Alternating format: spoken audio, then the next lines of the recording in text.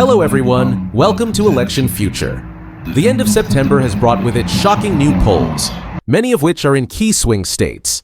I will be filling in my 2024 election map to predict who will take the Oval Office come November. Starting with Trump's safe states, we have Montana, Idaho, Utah, Wyoming, North Dakota, South Dakota, Nebraska at large and its 1st and 3rd districts, Missouri, Oklahoma, Louisiana, Alabama, Tennessee, Kentucky, West Virginia, Indiana, and Alaska. Trump starts the race with 98 electoral votes. Moving on to Harris's safe states, we have California, Connecticut, New Jersey, Illinois, Hawaii, Maryland, Massachusetts, Vermont, D.C., Delaware, Maine's 1st district, Maine at large, and New York. With the solid states filled, Harris leads with 159 electoral votes to the former president's 98. However, do not count Trump out just yet, as the moves he has been making in the remaining states will shock the Democrats.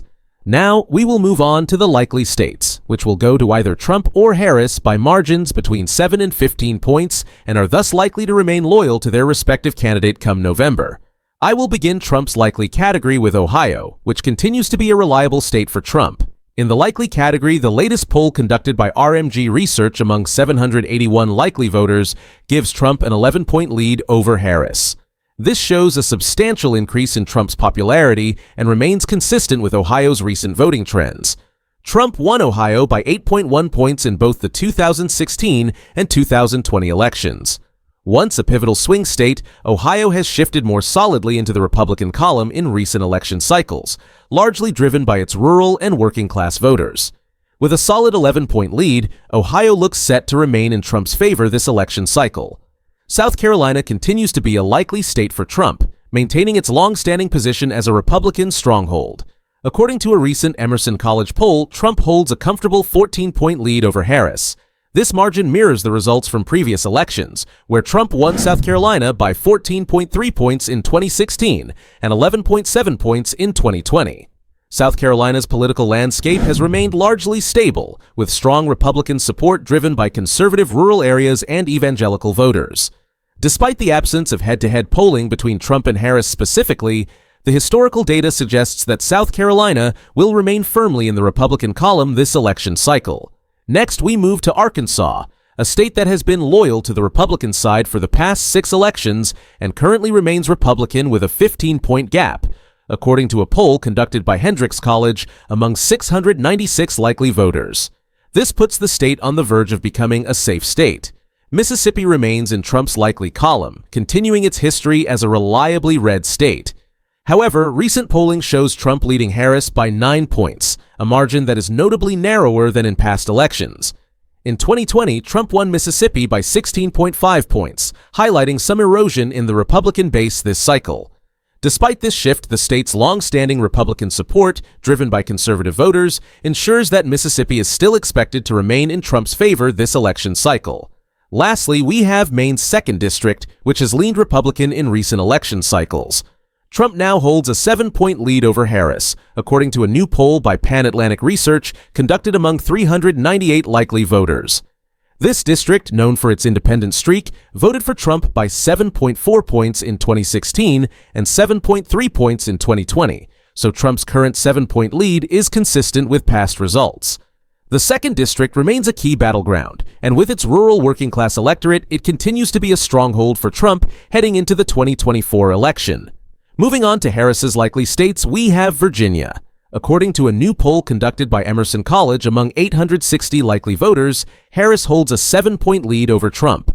Once a reliable Republican state, Virginia has shifted toward the Democratic column in recent election cycles, largely due to the growing influence of suburban and urban voters, particularly around Northern Virginia.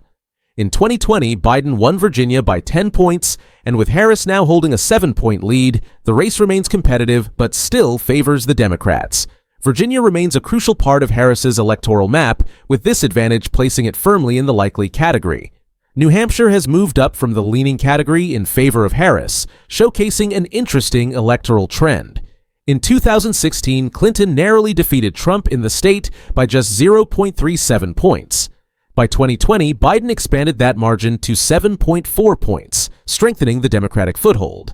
However, early 2024 polls showed a tightening race when Biden was still the presumptive nominee.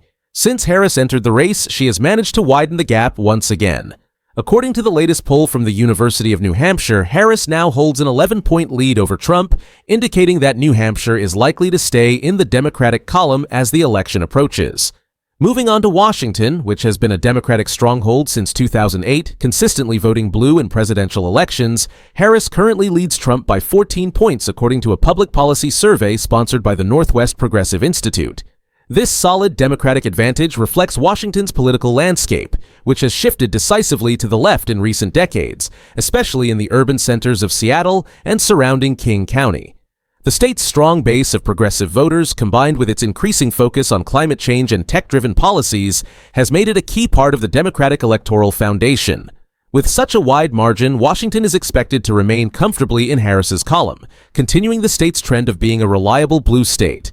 Moving on to New Mexico, Harris is currently leading by a margin of 8 points, according to a new Survey USA poll conducted among 619 likely voters. This margin shows some tightening compared to Biden's 10.8-point victory in 2020. The narrowing gap could be attributed to Trump's increasing popularity among Hispanic voters, which is making the race in New Mexico more competitive than expected. As the election approaches, both campaigns are likely to focus heavily on New Mexico, as the state remains a key piece of the Democratic electoral map.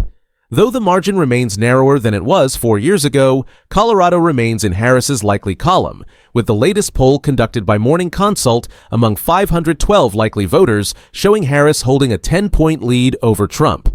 This continues to reflect Colorado's strong Democratic support in recent years, building on a trend that began with the 2008 election when the state shifted from being a competitive battleground to a more reliably blue state.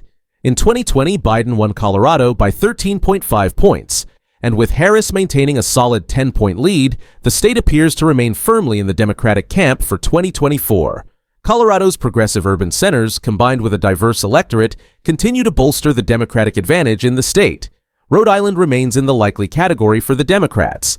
Though there haven't been any new polls featuring Harris specifically, we are currently relying on the most recent polling data with Biden as the Democratic candidate, which shows a 7-point lead. This places Rhode Island on the edge of the likely category. Historically, the state has been a Democratic stronghold, consistently voting blue in every presidential election since 1988. Despite the lack of direct polling data for Harris, Democrats are not overly concerned about losing Rhode Island, as its electorate has shown strong loyalty to the party. However, the relatively narrow margins suggest there could be some shifts in voter sentiment worth watching as the campaign progresses. With the likely category out of the way, Trump trails behind Harris by a gap of 70 electoral votes. However, things are going to change quickly as we move on to the lean states, where the respective candidate is leading by a margin of between 2 and 7 points. Starting with Trump, we have Kansas, which remains in the lean Trump category, with the latest polling showing a 5-point lead for the former president. This is a notable decrease from the double-digit margins Kansas has provided Republicans in the past. Trump won Kansas by 14 points in 2020, but this smaller margin indicates a shift, potentially driven by changing demographics and political dynamics within the state. Moving to Iowa, the latest Czar & Company poll of 656 likely voters shows Trump with a 4-point lead over Harris. This is a drop from previous polling, but the state being red is consistent with past performances, where Trump won by 9.4 points in 2016 and 8.2 points in 2020. Once a competitive battleground, Iowa has shifted toward being a more reliably Republican state in recent years, largely due to its rural conservative voter base and stronger support for Trump's populist message. The last state in this category for the former president is Texas, which remains in the lean category according to a new Emerson College poll conducted among 950 likely voters, showing Trump with a 6-point lead over Harris. Texas has traditionally been a Republican stronghold, but shifting demographics and rapid urbanization in cities like Houston, Dallas, and Austin have increasingly made the state more competitive. Despite this, Trump's 6-point lead keeps Texas leaning red, though the margin is tighter than in past elections. Texas's 40 electoral votes are still critical for Trump, but the race is closer than in previous cycles, making it a state to watch closely as the election approaches. Minnesota falls into the lean category for Harris, with the latest poll conducted by Redfield and Wilton Strategies among 703 likely voters showing her leading Trump by 6 points. This margin indicates that while Minnesota continues to lean Democratic, the race remains competitive. In 2020, Biden won Minnesota by 7.1 points, and Harris's current 6-point lead suggests a similarly tight race this time around. In recent elections, the narrowing margin makes Minnesota a state to watch closely, with both campaigns likely to increase their efforts in the final stretch. Arizona comes in as a significant win for Harris, with the latest poll conducted by Morning Consult among 926 likely voters showing her leading Trump by 3 points. This marks a shift in Harris's favor, as Arizona continues to be one of the most competitive battleground states. In 2016, Trump won Arizona by 3.5 points, but it flipped narrowly to Biden by just 0.31 points in 2020. With Harris now holding a 3-point lead, Arizona leans Democratic, but the state remains highly competitive, especially given its importance in shaping voter sentiment on key issues like immigration. Arizona is set to be a critical battleground state heading into the final phase of the 2024 campaign. Nebraska's 2nd District, a historically competitive area, has shifted in favor of Harris and is now classified as a lean win for the Democratic nominee. According to the latest poll from Survey USA, conducted among 507 registered voters, Harris holds a 5-point lead over Trump. This district has been a battleground in recent elections, with Biden winning it by 6.6 points in 2020. Nebraska's 2nd District, which includes Omaha and its suburbs, has seen changing demographics and political attitudes in recent years, contributing to its competitive nature. The district's shift toward the Democrats is notable, given that it hadn't voted blue in a presidential election since 2008. If Harris can maintain or grow her lead, it would represent a crucial victory for the Democrats in an otherwise conservative state. On the other hand, Oregon seems to be moving in the opposite direction. It was a deep blue state for Biden with a margin of 16.1 points in 2020. Early polls in 2024 kept it in the likely category with a double-digit margin. However, ever since Harris joined the race, the gap for the DNC has more than halved, dropping it down to the lean category with a 5-point lead, according to a Hoffman Research Group poll conducted among 700 likely voters. The Keystone State of Pennsylvania, a key battleground, is now in the leaning category for Harris. According to the latest poll from Morning Consult conducted among 924 likely voters, Harris leads Trump by 5 points. This marks a significant advantage for Harris in one of the most crucial swing states, which Biden won by a narrow margin of 1.2 points in 2020. With 19 electoral votes at stake, Pennsylvania is a top priority for both campaigns. However, with the complexities of fracking and other local issues at play, Pennsylvania remains a state to watch closely as both parties ramp up their efforts in the final months of the campaign. If Trump doesn't manage to close the gap soon, he will face massive challenges. Moving to Michigan, the state presents a shocking blow to the GOP. According to the latest Morning Consult poll conducted among 800 likely voters, Harris is leading Trump by 3 points. Michigan remains a critical battleground state, and while Harris holds a slight edge, the contest remains highly competitive. Given Michigan's history of tight races, both campaigns are likely to intensify their efforts here, as these 15 electoral votes could very well determine the final outcome of the 2024 election. Lastly, Wisconsin, typically a critical battleground state, is showing Harris leading Trump by 3 points, according to a Morning Consult poll conducted among 785 likely voters. This narrow margin underscores Wisconsin's status as a key swing state where elections are often decided by razor-thin margins.